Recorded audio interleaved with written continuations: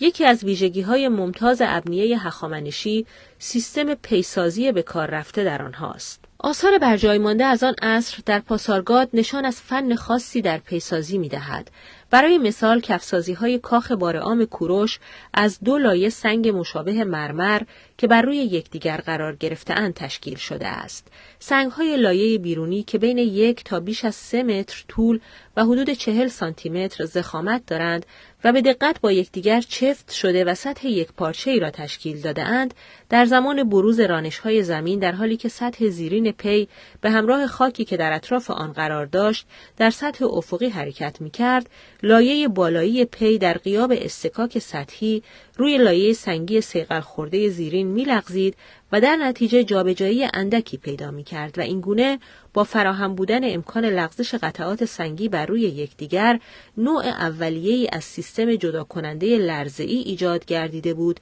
که در زمان بروز زمین لرزه کاخ را از آسیب مصون نگه می داشت. وجود بخشی مطبق که از 3 لایه سنگ صیقل خورده که روی یک پی مستقل و به هم پیوسته سوار شده اند و در پایین ترین تراز زندان سلیمان و کعبه زرتشت دیده می شود، می تواند نشانگر استفاده از سیستمی مشابه بوده باشد. نمونه برجسته این فن پیسازی در آرامگاه کوروش به کار گرفته شده که محققان آن را اولین نمونه از سیستم جدا کننده لرزه‌ای در تاریخ مهندسی دانستند و چنین چیدمانی مشابهت با اصول اولیه ساخت بناهای مدرن ضد زلزله دارد.